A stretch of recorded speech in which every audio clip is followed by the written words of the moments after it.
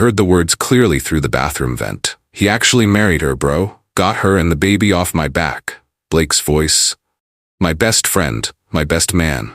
Laughing into his phone like I was the punchline of a joke. The baby, her baby, the baby Vanessa swore was mine. The girlfriend Blake had introduced me to 6 months ago. The one he'd vouched for, encouraged me to date, pushed me to propose to. I stood frozen in the hallway, 3 hours into a marriage I never should have agreed to. And he knew. He'd planned this. Every conversation, every encouragement, every "she's perfect for you, man." All lies. I leaned against the wall, my wedding ring suddenly feeling like a handcuff. Through the vent, I heard him continue. She was freaking out about the pregnancy. I couldn't handle it. Yumi, I'm not the settling down type. More laughter. So yeah, Kellen's the perfect guy, stable job, wants kids eventually. I just helped things along. My hands clenched into fists. My name is Kellen Miles, and that day, standing in the hallway of my own wedding reception, was the day I decided Blake would never see it coming when everything burned down around him. I walked back to the reception slowly, forced to smile, played the part of the happy groom. Blake was at the bar, drink in hand, laughing with groomsmen. When he saw me, he raised his glass. To the groom, best decision you ever made, brother. Everyone cheered. I raised my glass back, watched him. Then I saw it. Vanessa walked past him. Their eyes met. She smiled. Not the polite smile she gave guests. Something different, warm, familiar, intimate. A smile that spoke of history, of secrets, of a connection I'd been too blind to see. He touched her elbow as she passed, just briefly, just enough. She didn't pull away. My stomach turned. That smile wasn't for me. It never had been. How had I missed this? How many times had they exchanged looks like that while I'd been planning a future? Blake caught me staring, winked, like we were sharing a joke. We were. I just didn't know I was the punchline until now. I turned away, started making mental notes, every interaction, every glance, every touch. I was done being blind. Starting now, I was paying attention to everything. That night, Vanessa curled into me in our hotel room. "I'm so happy," she whispered. "You're going to be such a good father." I stared at the ceiling. Didn't speak. Didn't sleep. Just replayed Blake's words over and over. Got her and the baby off my back. By morning, I'd made a decision. I needed proof. 2 days later, while Vanessa was at work, I carefully swabbed her toothbrush. My hands shook as I sealed it in the DNA test kit. Added my own sample. Sent it to the lab with express processing. I didn't know exactly what I'd do when the results came back, but I knew what I wouldn't do anymore. Pretend. Trust blindly. Accept their story. I was done being the fool, the good guy, the safety net. Blake thought he'd pulled off the perfect con. Vanessa thought she'd secured the perfect husband. They thought I'd never question anything, never doubt, never investigate. They were about to learn how wrong they were, but not yet. Not until I had everything I needed. For now, I'd smile, play along, and gather every piece of evidence I could find. Because when I moved, it would be with absolute certainty and complete devastation. Blake texted me the morning after the wedding. "You're lucky to have her, man. Take care of her." I stared at the message, wondering if that was guilt, or mockery, or just Blake being Blake, thinking he was clever. I typed back, "Thanks for always looking out for me." Let him think I suspected nothing. Let him feel safe. He responded with a thumbs-up emoji. Then, that's what brothers are for. Brothers, the word made me sick. I'd known Blake since college. 12 years of friendship. Or what I'd thought was friendship. Now I saw it differently. 12 years of him using me, being the responsible friend while Blake partied, lending him money he never paid back, covering for him with his parents, listening to his drama, always being there. And this was how he repaid me. By tricking me into raising his child, by pawning off his pregnant girlfriend, by turning my life into a solution to his problem. I created a new folder on my laptop that night, titled it Evidence, started documenting everything, dates, times, text messages, screenshots, every interaction between Blake and Vanessa I could remember, every inconsistency in her story about when we conceived, every lie I'd been too trusting to question. Blake had no idea. But I was watching now, recording, preparing. Vanessa left her phone unlocked on the counter. She was in the shower. I didn't mean to look. At least, that's what I told myself. But when it lit up with Blake's name, I picked it up. Opened their message thread. Scrolled back. and found months of conversation. My heart pounded as I read. 3 months ago, Vanessa to Blake, should we tell him? Not yet, he's better for the long haul. I feel guilty. You'll get over it, he's stable, he'll be a good dad. I can't do this right now. Or what if he finds out? He won't, he trusts you, trusts me, just stick to the story. I took screenshots, sent them to myself, deleted the evidence that I'd sent them. Put her phone back exactly where it was. Then I sat on the couch, breathing slowly, processing. I wasn't just a husband, I was a plan B, a safety net, a solution to their problem. Blake couldn't handle fatherhood, so he found someone who could. Someone stupid enough to believe Vanessa when she said she loved me. Someone trusting enough to never question the timeline. That someone had been me. But not anymore. I told my older brother Nathan everything. Met him at a bar across town, showed him the screenshots, explained what I'd overheard. Nathan listened without interrupting. When I finished, his jaw clenched. I never liked that guy, he said. Blake always had snake energy. I should have seen it. You trusted your friend. That's not stupid, that's human. He leaned forward. But now you know. Question is, you gonna cry about it or end him? I looked at my brother. What do you mean? I mean you have a choice. You can fall apart, let them win, move on quietly. Or you can make sure Blake learns exactly what happens when you betray someone. That night I created a new folder, titled it Operation Exposure. Inside I started building a case, not just for divorce or annulment, but for complete destruction. I wanted Blake to lose everything. His reputation, his friendships, his easy life. I wanted Vanessa to face the consequences of her lies. I wanted everyone who'd ever trusted them to know the truth. Nathan was right. I had a choice, and I chose revenge. Not the hot, angry kind. The cold, calculated, documented kind. The kind that doesn't just hurt, it destroys. The DNA results arrived via email on a Wednesday. I was at work when my phone buzzed. Opened the message with shaking hands. Probability of paternity, 0.00%. Then below, the alleged father is excluded as the biological father of the child. 0%. Not mine. Never was. I sat at my desk, staring at the screen, feeling nothing, then everything, then nothing again. That evening I went home. Vanessa was cooking dinner. Wearing my hoodie, humming, looking perfectly content. Hey babe, she smiled. How was work? Good. I sat at the table, watched her move around our kitchen, our apartment, our life built on lies. She had no idea what I knew. No idea the test results existed. No idea her entire world was about to collapse. I'm making your favorite, she said. Thanks. I needed her to lie one more time, on camera, with a date stamp. Undeniable proof that she knew the truth and chose deception. Then I'd have everything. The evidence, the timeline, the proof, and I'd watch her world burn. But for tonight, I smiled, ate dinner, played the role of loving husband, while planning her downfall. I waited until the weekend, Saturday morning. Casual conversation over coffee. Can I ask you something weird? I said. Vanessa looked up. Sure. Did you ever hook up with Blake before we met? Her eyes widened, then she laughed. With your best friend, Kellen? That's gross. Don't be paranoid. I'm not paranoid, just asking.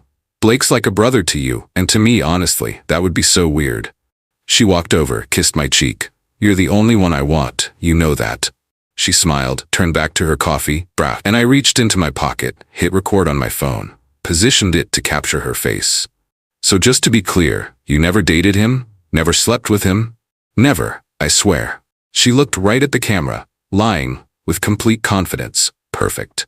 I stopped the recording, saved it with a timestamp, added it to my evidence folder. Now I had DNA proof the baby wasn't mine, screenshots of them planning the deception, video of her denying their relationship. All I needed was the right moment, the right audience, the right devastation, and I was getting close. Very close. A mutual friend, Chris, added me to an old group chat. I didn't recognize the name at first. Then I saw the members, Blake, Vanessa, 3 other friends from college. Chris messaged me privately. I didn't know how to tell you back then, but you deserve to see this now. I opened the chat history, scrolled back 6 months, to when Vanessa and I had just started dating. My stomach dropped. They were joking about me. He's falling hard. This is perfect. Vanessa, I feel bad sometimes. Don't. He's a good guy. Too good. Another friend, you're really going through with this? What choice do I have? I'm not ready to be a dad. Then screenshots of my texts to Vanessa, messages where I'd said I loved her, where I'd talked about our future. They'd shared them, laughed at them, made memes. He's such a nice guy with a clown emoji. Too nice, with crying, laughing faces. They were mocking me for loving her, for being loyal, for being everything they weren't. I read through every message, saved every screenshot, and felt the last bit of guilt die. I'd wondered if I was being too harsh, too vindictive, too cruel. Not anymore. They deserved everything coming. Blake came over a week later, said he needed to talk. We sat on my couch. He looked nervous. I have something to come clean about, he said. I waited. I had feelings for Vanessa a while back, before you guys got serious.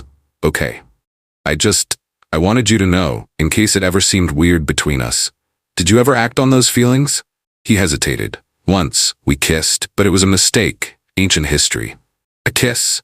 That's all he'd admit to. Not the pregnancy, not the plan, not the betrayal, just a kiss. I appreciate you telling me, I said. You're not mad? It was before we were serious, right? Right? Then I forgive you. What? I looked him in the eye, lied straight to his face, just like he'd been lying to mine. We're good, I said, brothers. He hugged me, relief clear on his face. He thought he'd cleared his conscience, thought a partial confession absolved him, thought I'd never find out the whole truth. He was wrong, because real revenge isn't loud, it's quiet, it's patient, it's letting someone think they've gotten away with it, right until the moment they realize they haven't. And that moment was coming. Soon, I installed a voice-activated recorder, tucked it under the couch, small, undetectable. Then I did something I'd never done before. I lied to Vanessa, told her I had a work emergency, had to go to the office, would be gone all afternoon. She nodded, said she'd probably just relax at home. I left, drove around the corner, parked, waited. 20 minutes later, Blake's car pulled up. I watched him go inside, stayed in my car for 3 hours. That evening, I retrieved the recorder, listened, and heard everything. You can't keep coming over. He's gonna notice. He doesn't notice anything. He's clueless. What if the baby looks like you? We'll deal with it. You said we could keep this secret. You said it would be easy. You married him, remember? This is on you as much as me. I can't do this anymore. Too late now. They were cracking. The guilt, the fear, the weight of the lie. It was breaking them, and I was collecting every moment, every admission, every piece of evidence, building my case, one recording at a time. I made an appointment with a lawyer, explained everything, showed him the evidence, DNA results, screenshots, recordings, videos. He listened carefully. You have a strong case, he said. Fraud, intentional misrepresentation, possibly even criminal implications. What are my options? Annulment based on fraud, civil suit for emotional distress, possibly paternity fraud charges, though those vary by state. How long will this take? Months, maybe longer. These cases get messy. I nodded. There's something else, he added. This will destroy them publicly. Their reputations, their relationships, everything. I know. Are you sure you want to go that route? I thought about the group chat, the screenshots of my messages, the memes, the laughter, Blake's voice through the vent, got her and the baby off my back. I'm sure. The lawyer nodded. Then let's build your case properly. Document everything. Don't confront them yet. Let them think you suspect nothing. How long? Give me 3 weeks. We'll have everything ready. I smiled. I've got time. All the time in the world to watch them squirm, to prepare, to win. There was something Vanessa didn't know. Something I'd never told her. My uncle had made me sign a prenup, not because he didn't trust her, but because our family had assets to protect. A trust fund, property, investments. The prenup was ironclad. In case of divorce or annulment, especially in cases of fraud, she got nothing. Not the apartment, not the savings, not a cent. When Vanessa thought she was marrying into stability, she was marrying into nothing. I'd mentioned family money vaguely, let her assume, let her think she'd secured a comfortable future, but the prenup made sure that future was built on sand. My lawyer smiled when I showed him the document. This makes everything easier, he said. She won't fight it? She can try. But fraud voids almost everything, and you have proof of fraud. I thought about Blake, about how he'd picked me specifically. Stable job, he'd said, thinking I'd be a good provider, thinking I'd take care of their problem. He had no idea I'd protected myself, no idea that his plan was built on a lie. Just like mine was built on evidence, and my evidence was stronger. They threw a baby shower. Vanessa's mother insisted. Invited everyone, family, friends, coworkers. Blake was there, of course, playing the supportive best friend. I showed up late, let everyone settle in, let Vanessa open gifts, let her mother give a toast. Then during the speech portion, I stood up. Can I say something? Everyone smiled. Expecting something sweet, I walked to the front, took the microphone. First, I want to thank everyone for coming, for supporting us during this time. Nods, smiles. I also want to thank Vanessa I paused, for teaching me something important. She looked confused. I learned that trust is earned, not given. The room got quiet, and I learned that some people will do anything to avoid responsibility. I looked at Blake. His face went white. So I want to announce that we just got DNA results back, and I'm not the father. Silence. Complete, absolute silence. Vanessa's mother dropped her glass. Several people gasped, which means this whole marriage was built on a lie. I set the microphone down and walked out. The fallout was immediate. Vanessa's mother called, screaming. Vanessa texted, "How could you humiliate me like that?" Blake didn't contact me at all, but I heard through mutual friends what happened. Vanessa claimed she'd been confused about the dates, that she'd honestly thought I was the father. Blake said he wasn't sure the baby was even his, that maybe Vanessa had been with someone else. They turned on each other, publicly, desperately, each trying to save themselves. Vanessa posted on social media about being emotionally manipulated. Blake told friends he'd tried to warn her about getting pregnant. They were unraveling, fast.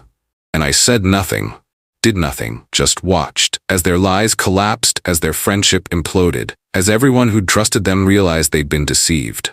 The group chat Chris had shown me got leaked. Screenshots circulated. People saw how they'd mocked me, how they'd planned this, how they'd thought I was stupid.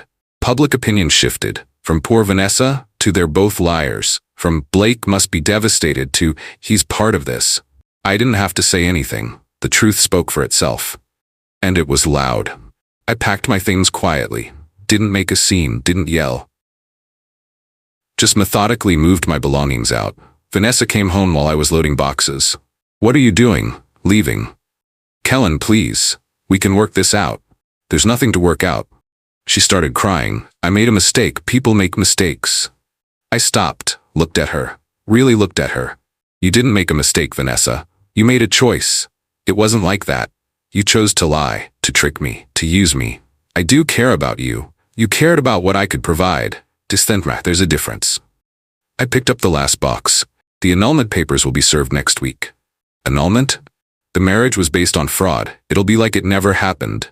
You can't just... I can, and I am. I walked past her, loaded my car, and drove away. Never looked back, not once, because I was done, with her, with Blake, with the whole toxic situation. I was choosing myself. Finally, completely, and it felt like freedom. Blake had a girlfriend. None of us knew about her. He'd been hiding her for months, while helping Vanessa trap me, while playing best friend, while acting single. She found out about everything, through social media, through the leaked group chat, through mutual friends who thought she deserved to know. She left him. But not quietly. She posted his texts online, screenshots of him calling her the one, while simultaneously planning Vanessa's pregnancy scheme, screenshots of him complaining about crazy exes, while actively manipulating his best friend. The thread went viral, hundreds of retweets, thousands of likes, comments calling him community property, walking red flag, trash human. Blake deactivated all his social media, disappeared. But the screenshots lived forever. People saved them, shared them, used them as warnings. This is what a liar looks like. His reputation was destroyed, completely, permanently. And I hadn't said a single word. His girlfriend had done it for me. Karma had arrived.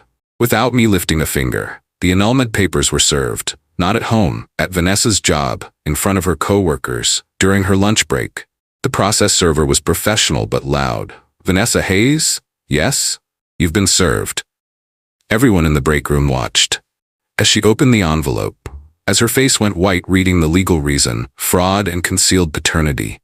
As she tried to maintain composure and failed, she texted me that afternoon. "You didn't have to humiliate me like that." I didn't respond. She tried again. "I lost my job. They said it was creating a hostile environment." Still nothing from me. "You've ruined my life," I finally replied.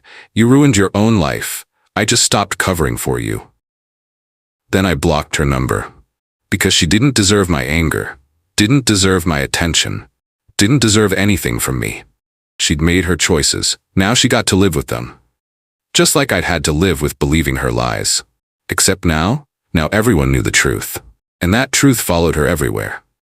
To job interviews, to new relationships, to family gatherings. She'd always be the woman who tricked someone into marriage, and I'd always be the one who exposed her.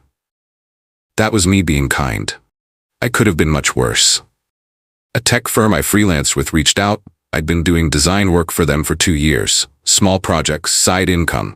They'd seen the baby shower video. Someone had recorded it, posted it online. It had gone viral. My calm delivery, the bombshell announcement, the clean exit. People were impressed. "That's how you handle betrayal with dignity," one comment said. The firm's CEO called me personally. "We've been watching your work. You're talented." "Thanked you. But what impressed me was that video. You kept your composure under impossible pressure." "I had practice." He laughed. "We're opening a creative director position. New city, fresh start, triple your current freelance rate." I almost dropped the phone. "Are you serious?" "Completely. We want people who can handle pressure, who think strategically, who don't let emotion cloud judgment." "When do I start? 2 weeks?" I said yes, hung up, and laughed. Actually laughed. Because while Blake and Vanessa were drowning in consequences, I was being rewarded for the same situation they'd created.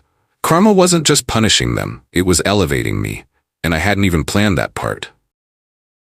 A letter arrived, handwritten, Blake's address on the return label. I almost threw it away, but curiosity won. Inside was 3 pages, Blake's handwriting.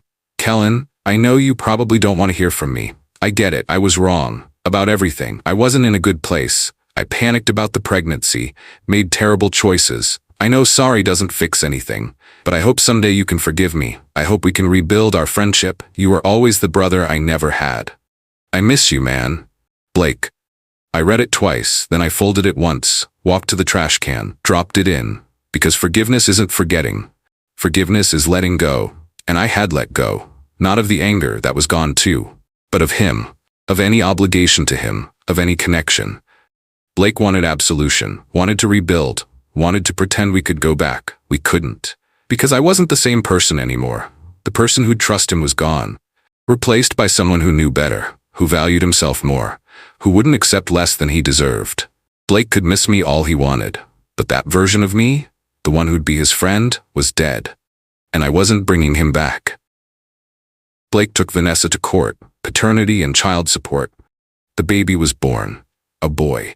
DNA test confirmed Blake was the father. He tried to argue he shouldn't have to pay, that Vanessa had tricked him too. The judge wasn't sympathetic. "You're the biological father, you have responsibilities." Blake got partial custody. Vanessa got primary. He got child support payments. She got a lifetime connection to someone she now hated. They both wanted to avoid being stuck. Blake by pushing her onto me. Vanessa by accepting the arrangement. Now they were tied together, forever. Co-parenting a child neither really wanted.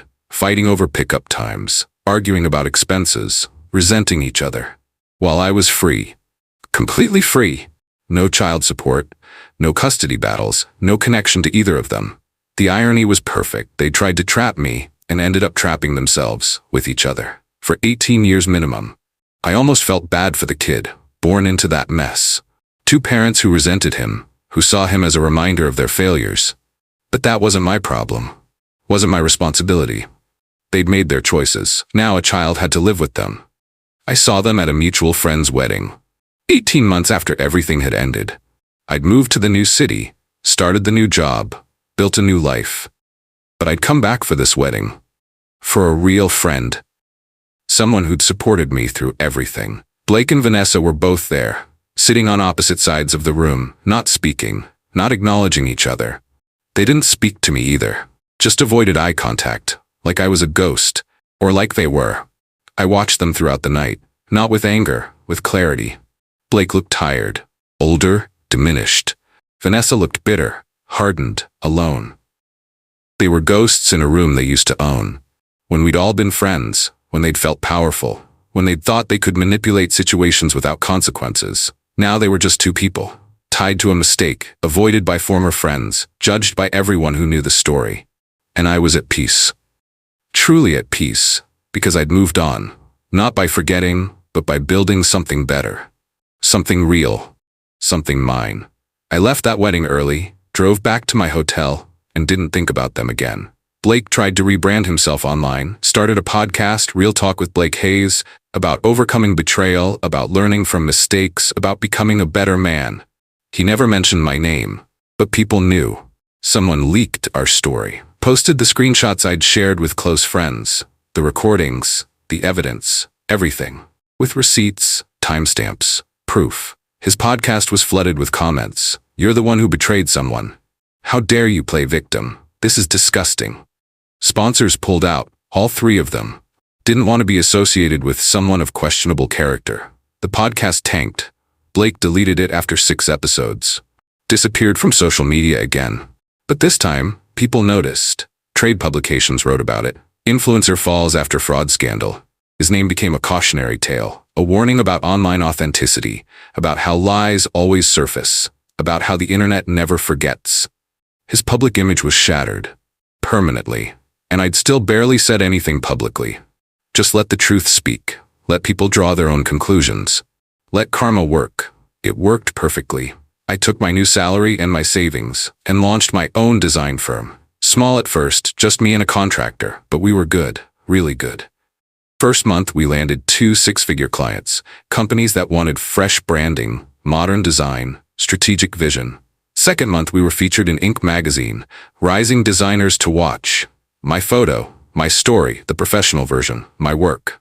Third month we hired 3 employees. Fourth month we moved into real office space. By month 6 we were turning down clients. Too much demand, too much success. I wasn't just healing from what Blake and Vanessa did. I was winning. Building something bigger than revenge. Bigger than anger.